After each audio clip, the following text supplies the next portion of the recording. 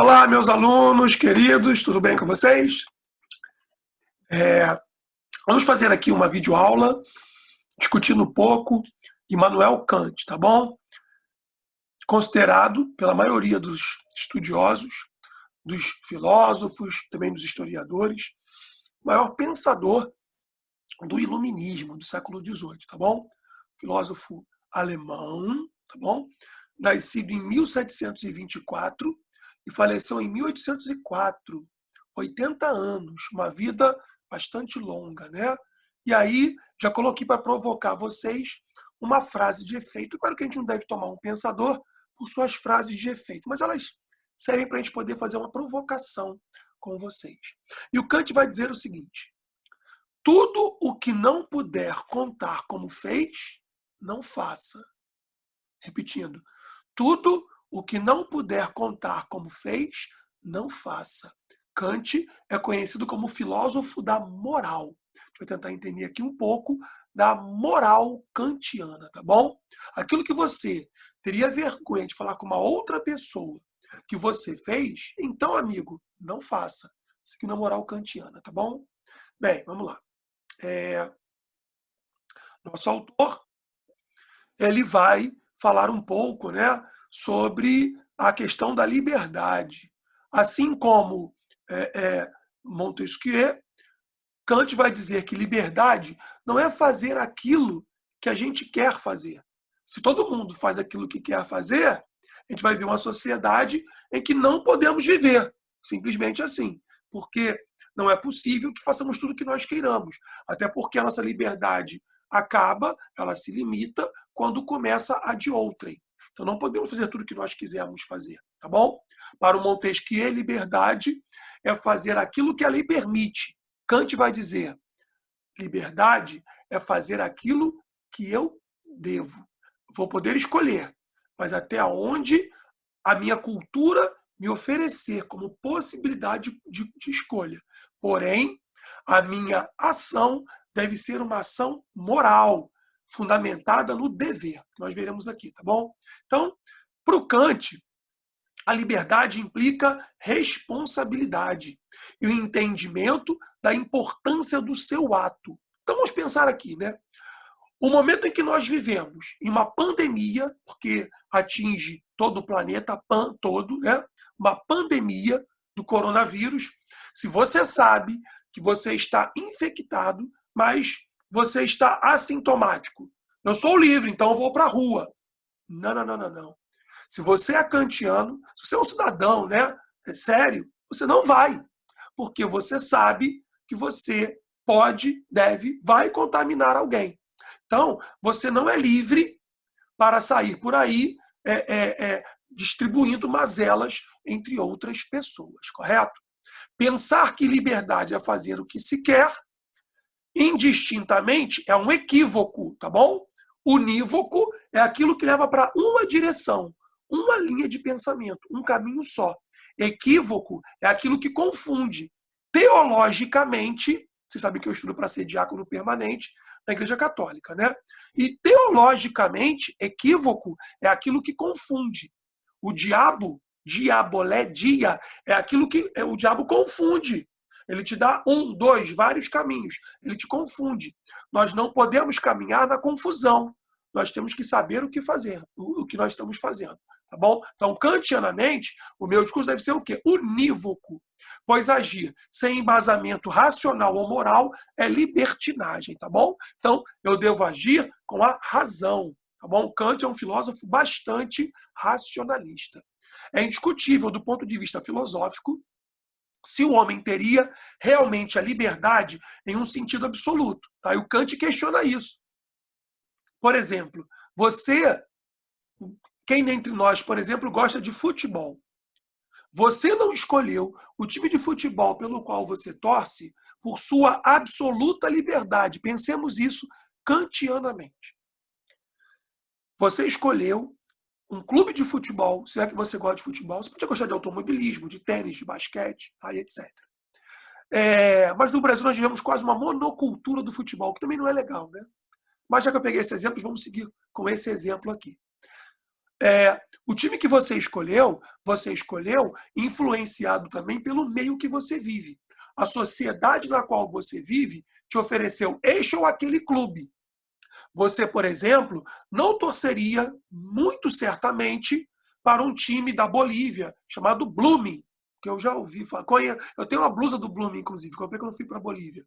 Mas se você nunca foi apresentado ao Blooming da Bolívia, você jamais torceria para o Blooming da Bolívia. Por quê? A sociedade em que você vive, o meio em que você vive, ele sequer te ofereceu torcer para o Blooming da Bolívia. Por favor, né, se alguém, um boliviano, ouvir, ver essa videoaula, tá bom? Nada pessoal e nada contra o Blooming, simplesmente. O que eu quero dizer é que a gente não teve a oportunidade de torcer, para um time como o Blooming. Mas você pode torcer, como eu torço, por exemplo, para o Vasco da Gama. Não é? Você pode torcer para o Flamengo, para o Botafogo, para o Fluminense. Tenho amigos que torcem para o América. Tenho alunos que são torcedores do Corinthians ou do Palmeiras e por aí vai. Por quê? Esses clubes, de uma forma ou de outra, eles foram oferecidos para você. O Blooming não foi. Ok? Seguindo. É discutível, perdão, do ponto de vista filosófico, se o homem teria realmente uma liberdade absoluta. Já discutimos isso. Na prova do Enem, já houve uma redação em que o tema da redação, simplesmente a redação, era discutir a liberdade, tá bom? E os candidatos que disseram que liberdade é fazer o que quiser, acabaram com a redação deles, tá bom? Não é bem assim. E Kant seria um bom autor para poder usar uma prova dessa e mostrar que liberdade não é fazer o que se quer, tá bom? Dados os condicionamentos biológicos, psicológicos e sociais, isso limita a nossa liberdade. Nós escolhemos kantianamente dentro daquilo, que a nossa cultura, que o nosso meio nos oferece como opção, tá bom? Kant considera que a liberdade é uma ação em conformidade com a lei moral. Kant pega mais pesado ainda. Eu devo agir moralmente. Moralmente. Se eu tenho uma doença que eu sei que eu posso transmitir para outrem, eu vou fazer tudo que seja possível para que eu não transmita para outrem aquela doença da qual eu sou acometido. Ok? E nós devemos outorgar isso a nós mesmos. Não vou fazer isso. Não é certo? Não farei. Kant escreveu um livro chamado A Fundamentação da Metafísica dos Costumes, tá bom? Que trata da questão da ética. Quando a gente fala muito de ética e moral, às vezes é uma confusão, né?